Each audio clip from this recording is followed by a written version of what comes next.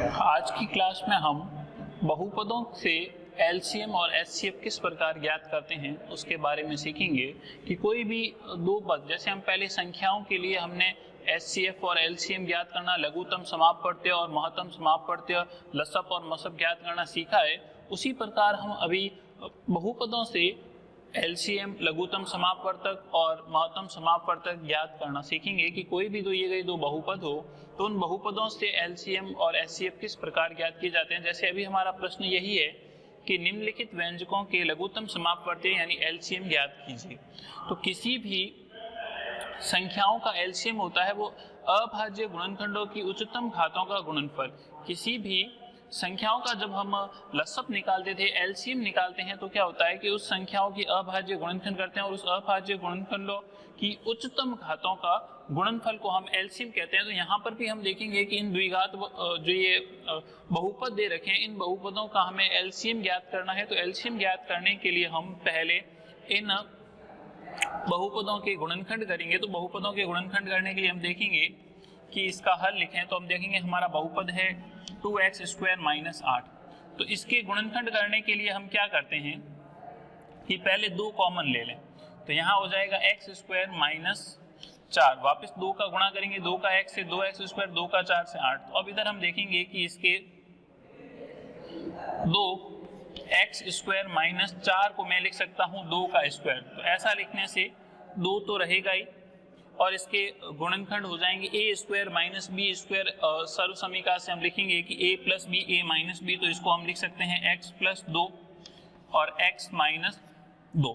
तो 2x square minus 8 के गुणनखंड हो जाएंगे 2x प्लस 2 x माइनस 2। इसी प्रकार दूसरा हमको जो बहुपद दे रखा है x square minus 5x plus 6 बराबर x square minus 5x plus 6 के गुणनखंड करने हैं। तो हमारे को यह एक द्विघात बहुपद है और द्विघात बहुपद के गुणनखंड करने के लिए हमें बीच वाले पद के ऐसे दो टुकड़े करने हैं जिनको सरल करने पर ये माइनस 5x आए, गुणा करने पर बाह्य पदों के गुणनफल के बराबर आए। तो हम लिख सकते हैं x square minus 3x minus 2x plus 6। तो इसको पुनः हल करें तो हम देखेंगे x कॉमन ले लें तो यहाँ से हो जाएगा x माइनस 3 और यहाँ से माइनस के 2 कॉमन ले लें तो फिर हो जाएगा x माइनस 3। तो x माइनस 3 दोबारा कॉमन ले लें तो इधर से बचेगा x और इधर माइनस 2। तो इसके टुकड़े हो जाएंगे x square minus 5x plus 6 के गुणनखंड हो गए x माइनस 3 x माइनस 2।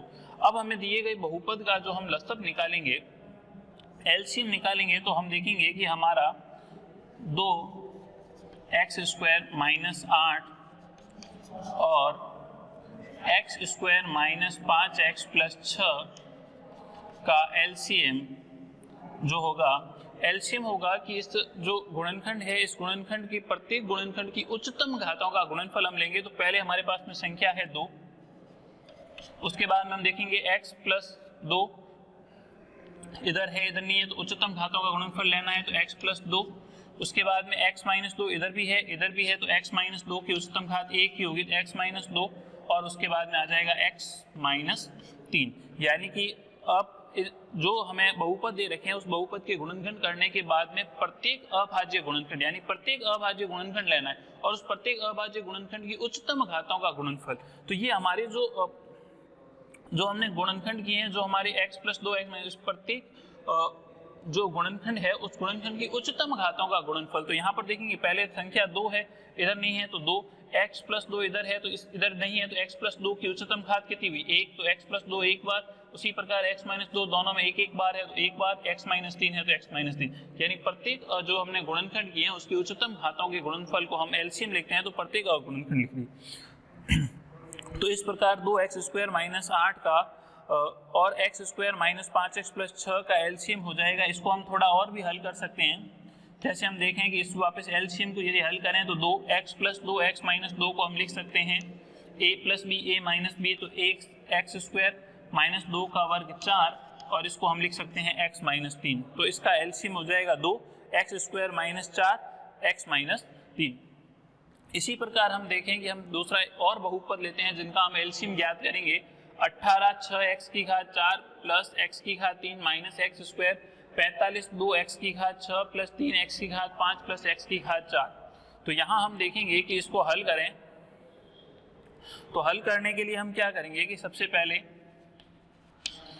पहला बहुपद लेते हैं 18, 6x की घात 4 प्लस x की घात 3 माइनस एक्स स्क्वायर।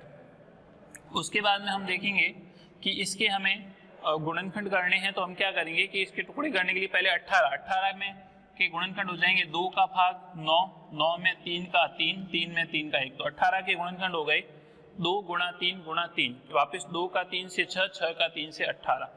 इस पूरे बहुपद में हम देखें कि x की घात 4, 6x की घात 4 plus x cube minus x square है, तो एक्स स्क्वायर कॉमन ले सकते हैं।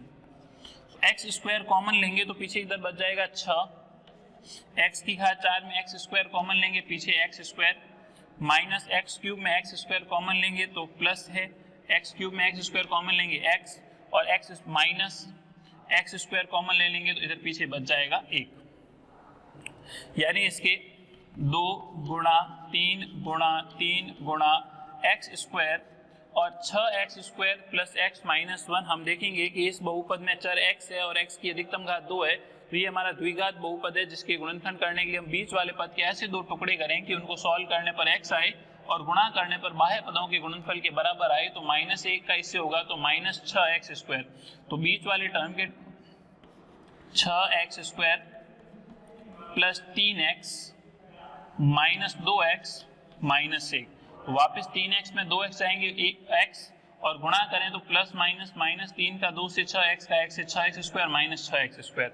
तो इसको वापस पुनः हल करेंगे तो 2 गुणा 3 गुणा 3 गुणा एक्स स्क्वायर, इधर हो जाएगा, इन दोनों में 3x कॉमन ले लें तो इधर बच जाएगा 2x और 3x कॉमन लेंगे तो प्लस का 1, इन दोनों में से माइनस का 1 कॉमन ले लें तो पीछे बच जाएगा 2x, ये माइनस का है वो प्लस का हो जाएगा, इधर भी माइनस कॉमन ले लेंगे तो ये माइनस का है वो प्लस का और 1, और इस प्रकार।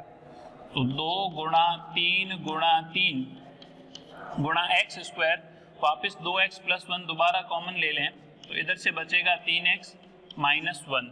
तो इस प्रकार हमारे को जो बहुपद दे रखा था 18 6x की घात 4 प्लस x की घात 3 माइनस एक्स स्क्वायर में हमने जब इसके गुणनखंड करेंगे तो हम देखेंगे कि 2 गुणा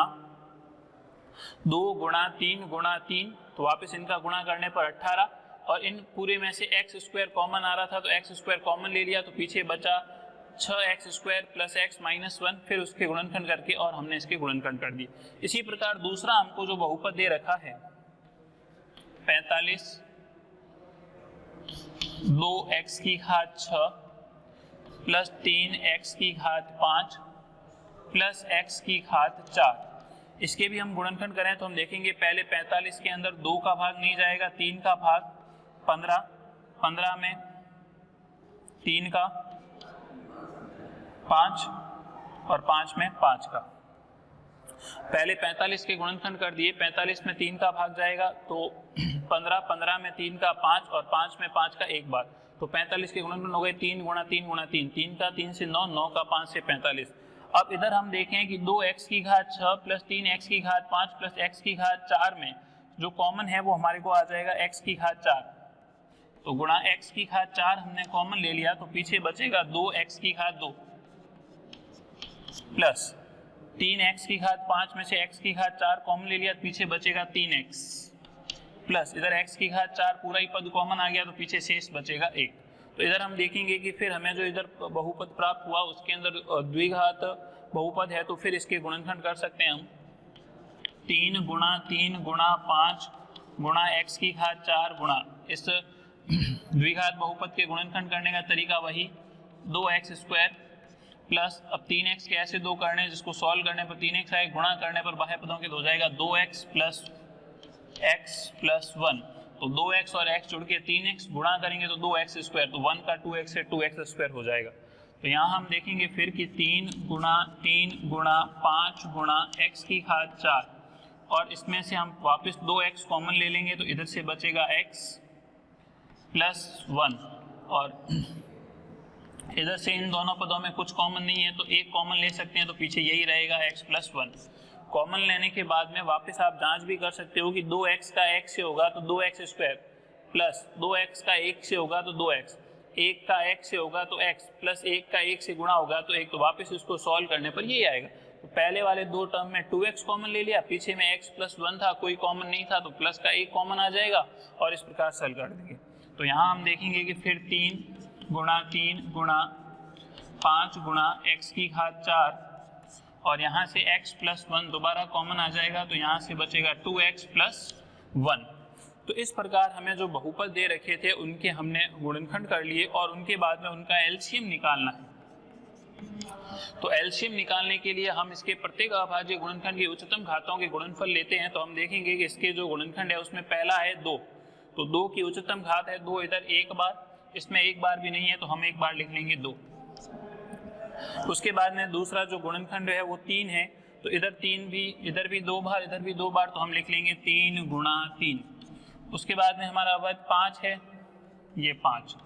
उसके बाद में इधर x वाला पद जो है तो x इधर x स्क्वायर है, इधर x की घात 4 है, तो प्रत्येक अभाज्य गुणनखंड जो x है उसकी उच्चतम घात लेंगे, तो हम इधर ले लेंगे x की घात 4। और उसके बाद में हम देखेंगे कि इधर 2x प्लस 1, इधर भी 2x प्लस 1, एक बार दोनों में है तो उच्चतम एक बार ही होगा। और उसके बाद में इधर 3x माइनस 1, इस इधर है, इधर नहीं है तो एक बार है, और इधर x प्लस 1, यानी प्रत्येक अभाज्य गुणनखंड की उच्चतम घातों को लेना है। तो ये इसके जो गुणनखंड, ये जैसे पहले संख्याओं में उच्चतम घात, फिर x वाला पद लिया तो उसमें उच्चतम घात वाला पद, फिर 2x प्लस 1, इधर भी 2x प्लस 1 भी तो एक बार ले लिया, 3x माइनस 1 है इधर और इधर 3x माइनस नहीं है तो उच्चतम घात वाला पद इसमें है, एक बार वो ले लिया, फिर इधर x प्लस 1 है वो ले लिया। अब इसको हम थोड़ा सॉल्व कर लें तो हम देखेंगे कि 2 का 3 से 6, 6 का 3 से 18, 2 का 3 से गुणा 6, 6 का 3 से 18, 18 का 5 से 90, x की घात 4, 2x प्लस 1, 3x माइनस 1 और x प्लस 1। तो यहाँ पर हो जाएगा 5 का 3 से 15, 15 का 3 से 45, 45 का 2 से 90, x की घात 4 और बाकी वाले सारे पद इसी प्रकार लिख लेंगे। तो ये हमारा जो है इस प्रकार इन दोनों बहुपदों का एलसीएम आ जाएगा 90, x की घात 4, 2x plus 1, 3x minus 1, x plus 1। इसी प्रकार इसी बहुपदों के लिए हमें यदि एचसीएफ ज्ञात करना पूछे तो एचसीएफ होता है न्यूनतम घात वाले उभयनिष्ठ, न्यूनतम घात के उभयनिष्ठ पदों का गुणनफल। तो इन दोनों व्यंजकों के अंदर जैसे हम एचसीएफ निकालें, मान लो इसके लिए भी, तो हम देखेंगे कि इसका यदि एचसीएफ निकालें तो एचसीएफ होता है सबसे पहला दोनों के अंदर उभयनिष्ठ गुणनखंडों की न्यूनतम घातों का गुणनफल। तो उभयनिष्ठ गुणनखंड कौन सा है, जैसे 2 इधर है लेकिन इसमें नहीं है तो 2 दोनों में उभयनिष्ठ नहीं है, जैसे इधर 3 है इसमें भी 3 है, उभयनिष्ठ गुणनखंडों की न्यूनतम घातों का गुणनफल। तो इधर 3 2 बार है, इधर भी 3 2 बार है, यानी कि पहला 3 1 और दूसरा 3 दोनों में उभयनिष्ठ है तो उसकी न्यूनतम घात 2 हो जाएगी, तो 3 3 दोनों में हो गया। उसके बाद में इधर x है, इधर भी x वाला पद है, यानी कि दोनों में उभयनिष्ठ है x वाला पद, लेकिन उसकी न्यूनतम घात तो x स्क्वायर। और उसके बाद इन पदों के अंदर हम देखेंगे 2x प्लस 1 इधर भी है, 2x प्लस 1 इधर भी है, तो दोनों में उभयनिष्ठ पदों की न्यूनतम घातों के गुणनफल को हम एचसीएफ लिखते हैं। तो इसी प्रकार हम एक इस तरह का एक प्रश्न लेंगे जिसमें हम एचसीएफ ज्ञात करेंगे। तो एचसीएफ क्या होता है कि दोनों के अंदर जो मैं बहुपद दे रखे हैं उस बहुपद में उभयनिष्ठ जो गुणनखंड है उस उभयनिष्ठ गुणनखंडों की न्यूनतम घातों के गुणनफल को हम एचसीएफ महत्तम समापवर्ती लिखते हैं। तो महत्तम समापवर्ती किस प्रकार ज्ञात करते हैं वो भी हम सीखेंगे। तो पहले हम देखेंगे एलसीएम के अंदर प्रत्येक जो गुणनखंड है उसकी उच्चतम घातों के गुणनफल को गुणनफल के रूप में लिखते हैं, और भी इसी प्रकार हम एचसीएफ किस प्रकार ज्ञात करते हैं वो सीखेंगे। तो आप देखेंगे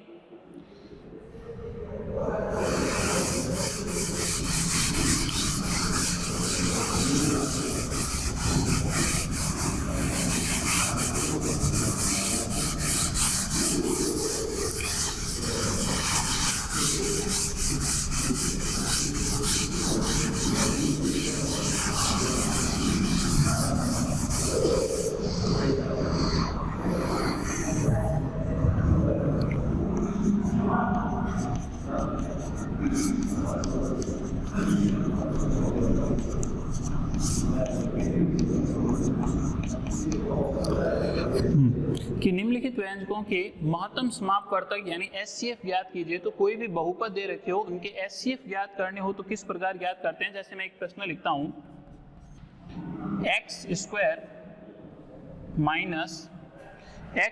minus 7x plus 12, x square minus 7x plus 12।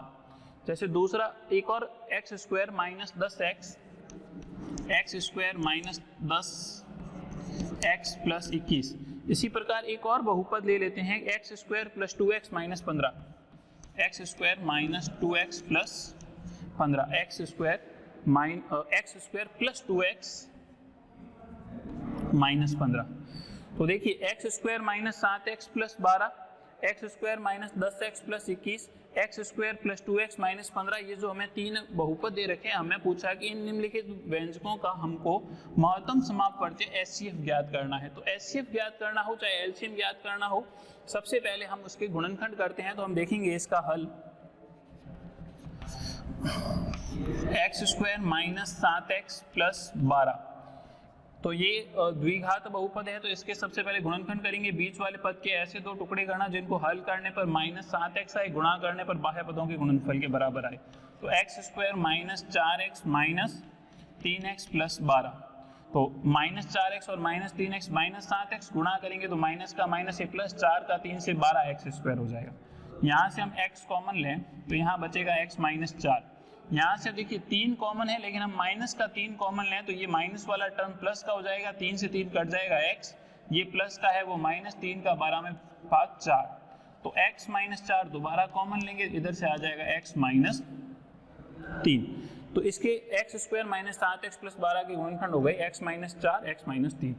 उसके बाद में दूसरा x square minus 10x plus 21, तो इसके गुणनखंड करने हैं, तो वही बीच वाले पद के ऐसे दो गुणनखंड, 10x के टुकड़े हो जाएंगे 7x और माइनस के 3x प्लस का 21, तो माइनस 7x और माइनस 3x माइनस 10x गुणा करेंगे तो वापस माइनस का माइनस से प्लस, 7 का 3 से 21x स्क्वायर, बाह्य पदों का गुणा भी 21x स्क्वायर।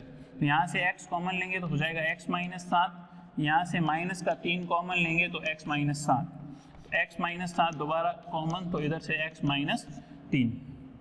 इसी प्रकार तीसरा बहुपद जो है उसके भी हम गुणनखंड करते हैं कि x square plus 2x minus 15, तो यहाँ से हम देखेंगे कि इसमें बाह्य पदों का गुणा है माइनस 15x स्क्वायर, तो बीच वाले पद के गुणनखंड हो जाएंगे x square plus 5x minus 3x minus 15, वापस 5x में 3x गए 2x, लेकिन गुणा करें तो प्लस माइनस माइनस 5 का 3 से 15x square minus 15x square. तो यहाँ से हम देखेंगे कि x कॉमन, पीछे x प्लस 5, इधर माइनस 3 कॉमन, तो ये माइनस वाला प्लस का हो जाएगा x, 15 में से 3 कॉमन लेंगे पीछे बच जाएगा 5, वापस गुणा करेंगे तो माइनस 3 का x से minus 3x plus minus minus 5 का 3 से 15, x प्लस 5 इधर से हो जाएगा x माइनस 3। तो ये इसके जो हमें व्यंजक दे रखे थे बहुपद, उस बहुपदों का हमने गुणनखंड कर लिए। अब इसका एचसीएफ निकालना है।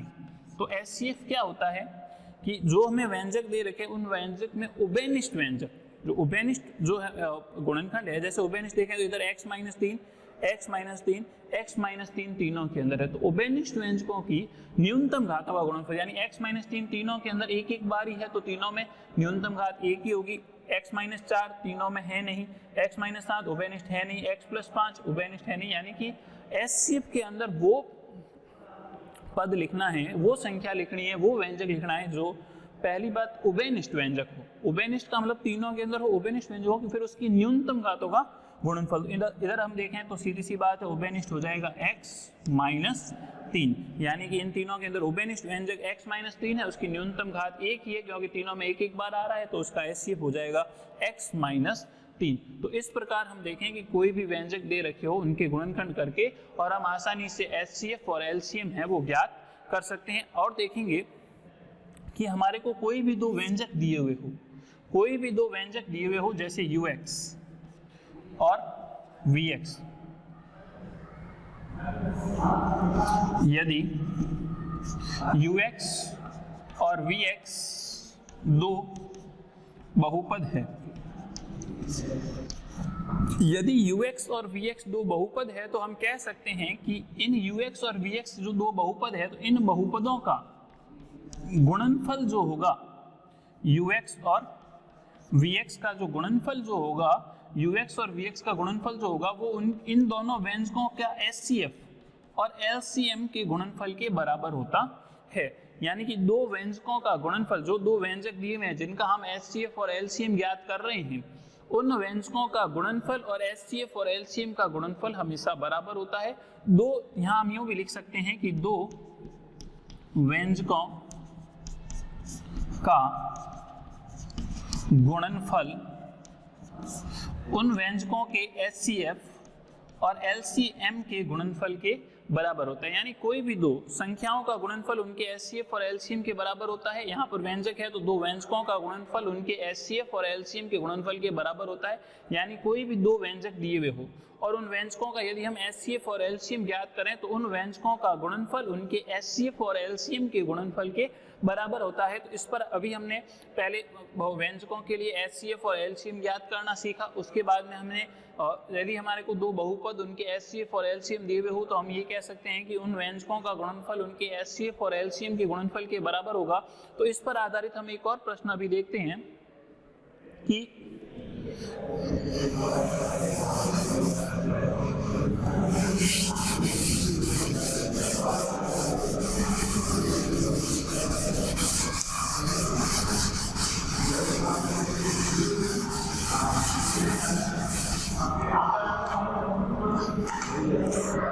जैसे हम देखें कि हमारा प्रश्न है दो व्यंजकों का गुणनफल, दो व्यंजक जो है उन व्यंजकों का गुणनफल हमें दिया हुआ है x minus 7 x square plus 8 है x plus 12, x square plus 8 x plus 12 है। दो व्यंजकों का गुणनफल x minus 7 x square plus 8 x plus 12। यदि इन व्यंजकों का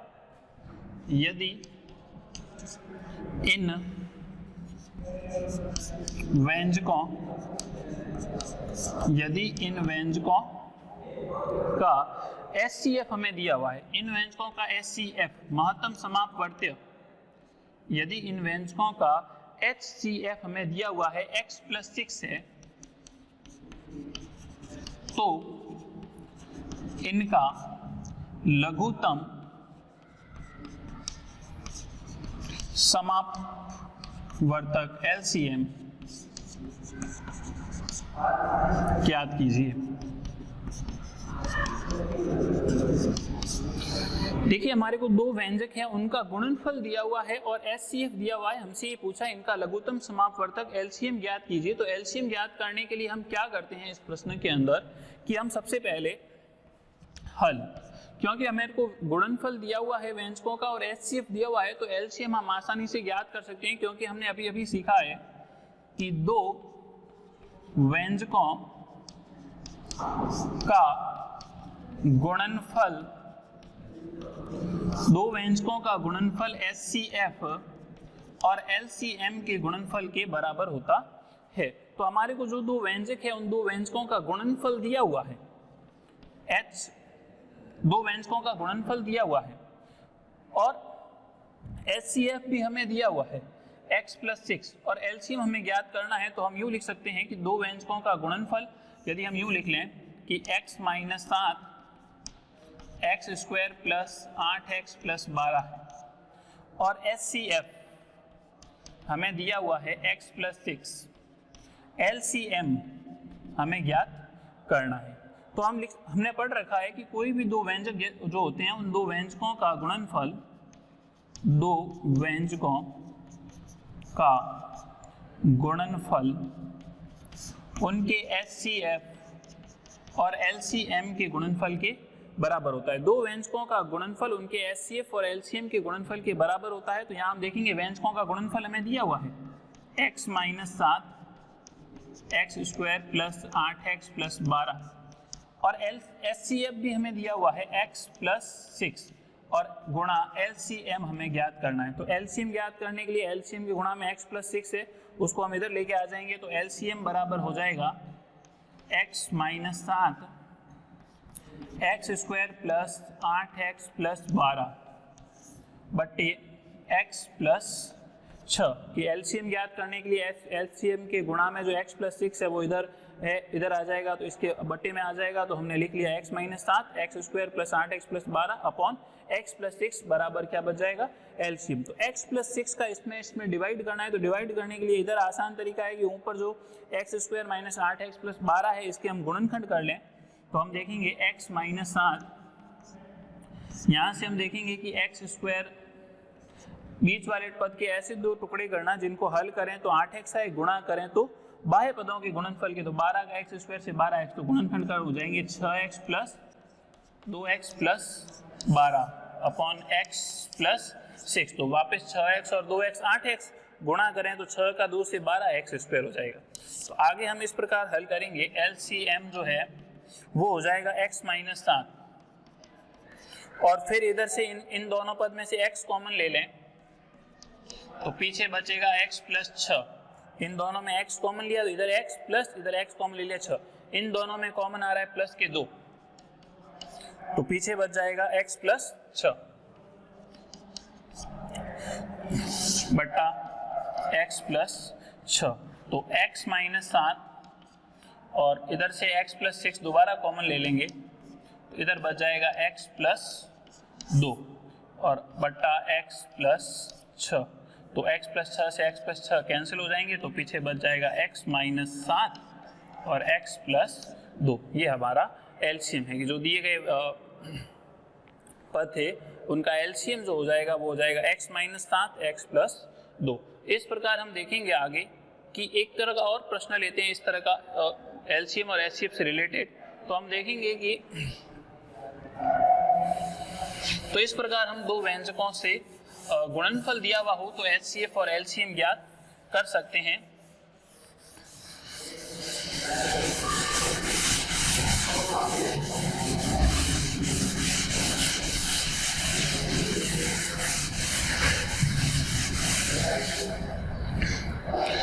हाँ, ध्यान दीजिए, एक प्रश्न और लेते हैं। जैसे हमारा प्रश्न है कि दो द्विघातीय व्यंजकों का एचसीएफ, दो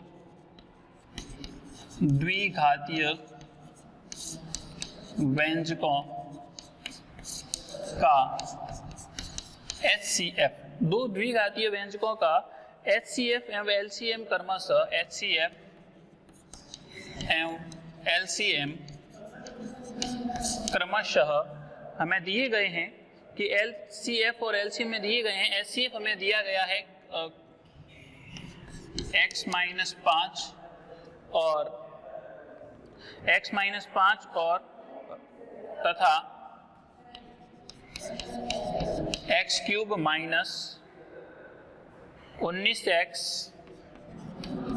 माइनस 30 है। देखिए, दो द्विघाती व्यंजक है जिनका एचसीएफ और एलसीएम हमें दिया गया है और हमसे पूछा है तो दोनों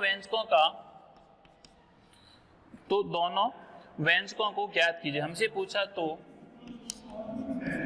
दोनों व्यंजकों को ज्ञात कीजिए। देखिए, दो द्विघातीय व्यंजकों का एचसीएफ और एलसीएम हमें दे रखा है x माइनस 5 और तथा x cube minus 19x minus 30 है। तो दोनों व्यंजकों को ज्ञात कीजिए। तो दोनों व्यंजकों को ज्ञात करने के लिए यहाँ हम क्या करेंगे कि हल एचसीएफ हमें दे रखा है x माइनस 5, एलसीएम भी हमें दे रखा है x cube minus 19x minus 30। यहाँ हम देखेंगे कि एचसीएफ और एलसीएम से हमें दोनों द्विघात व्यंजकों को ज्ञात करना है। तो दोनों द्विघातीय व्यंजकों को ज्ञात करने के लिए, दो द्विघातीय व्यंजकों के हैं तो दोनों द्विघातीय व्यंजक हमें ज्ञात करने हैं, दोनों व्यंजक। तो द्विघातीय व्यंजक ज्ञात करने के लिए हम क्या करेंगे, इस एचसीएफ तो x माइनस 5 है लेकिन एलसीएम जो है वो x की घात 3 का बहुपद है। तो इस 3 घात बहुपद के हम पहले गुणनखंड कर लेंगे। यानी इसके गुणनखंड करने के लिए 3 घात का बहुपद है तो 3 घात के बहुपद का गुणनखंड करने के लिए हम देखेंगे कि यहाँ पर इस x की ऐसी वैल्यू रखें, 3 घात के बहुपद की सीधे हम गुणनखंड नहीं कर सकते, तो x की ऐसी वैल्यू रखें तो x की वैल्यू रखने पर इसका मान 0 आए तो हम कहेंगे कि वो संख्या हमारा जो है वो इसका एक गुणनखंड होगी। तो तो यहाँ हम देखिए धनात्मक संख्या 1 रखें तो 1 का घन 1, -19 -30, तो -19 और 49 और +1 हो जाएगा 0 नहीं आएगा। तो हम यहाँ क्या कर लेते हैं, जैसे x बराबर 1 रखा वैसे -1 रख के चेक करें, 2 रख के चेक करें, -2 रख के चेक करें। यहाँ हम देखिए -2 रखें कि x बराबर -2 बहुपद x की घात 3 -19x -30 में रखने पर, तो यहां से क्या होगा कि -2 की घात 3 -19 x की घात हो जाएगी -2 -30, तो -2 की घात 3 का मान -8, माइनस माइनस प्लस ये हो जाएगा 38 और माइनस के 30, तो -8 और -30 -38 और प्लस के 38 ये हो जाएगा 0। तो x बराबर -2 रखने पर बहुपद का मान 0 आ रहा है, तो हम लिखेंगे कि x प्लस 2 x की घात 3 -9x और 19x -30 का एक गुणनखंड है। तो ये x प्लस 2 इसका एक गुणनखंड आ गया, तो शेष गुणनखंड ज्ञात करने के लिए हम x प्लस 2 का इस बहुपद में भाग दे दें। x प्लस 2 का इस बहुपद x की घात 3 -19x -30 में भाग दे दें। तो भाग देने पर क्योंकि ये इसका गुणनखंड है, तो गुणनखंड है तो शेषफल हमेशा 0 आएगा और हमारे को इस बहुपद का दूसरा गुणनखंड प्राप्त हो जाएगा। तो दूसरा गुणनखंड प्राप्त करने के लिए हम क्या करते हैं कि x प्लस 2 का इधर हो जाएगा x स्क्वायर का x से x क्यूब, पहला x भागफल का प्रथम पद वो जिसका इससे गुणा करने पर पहला पद समान आए, तो x स्क्वायर का x से x क्यूब, x स्क्वायर का 2 से होगा तो माइनस का 2 प्लस का 2 x स्क्वायर का 2 से 2 x स्क्वायर, क्योंकि x स्क्वायर का पद था नहीं तो इसको सबसे अंत में लिख लिया। फिर ये चिन्ह परिवर्तन, ये माइनस ये कट गए। सबसे बड़ा पद x स्क्वायर वाला है तो उसको 2x स्क्वायर को पहले लिख लिया, -19x -30।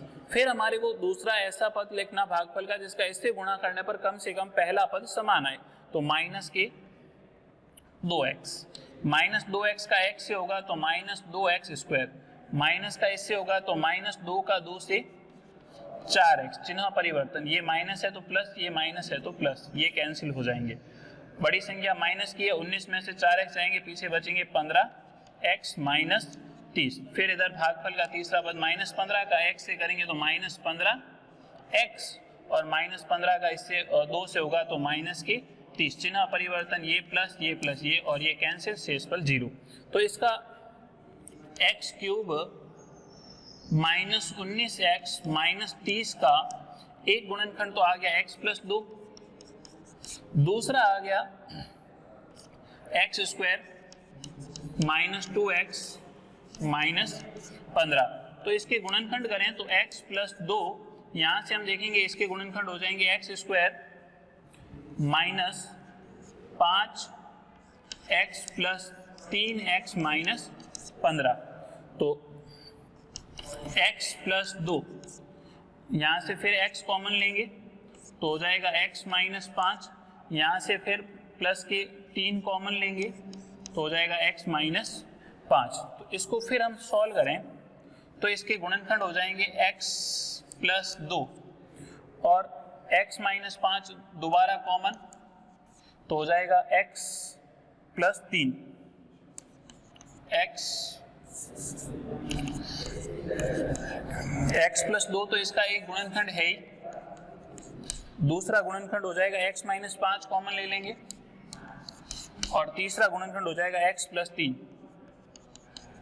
इस प्रकार हम देखेंगे कि अभी हमने केवल SCF हमको दिए रखा था x -5 और LCM जो 3 घात का बहुपद था इसके गुणनखंड कर लिए, तो 3 गुणनखंड प्राप्त हो गए, x plus 2 x -5 x plus 3। हमसे ये पूछा है कि दोनों व्यंजकों को ज्ञात कीजिए, तो प्रथम द्विघात बहुपद और द्वितीय द्विघात बहुपद।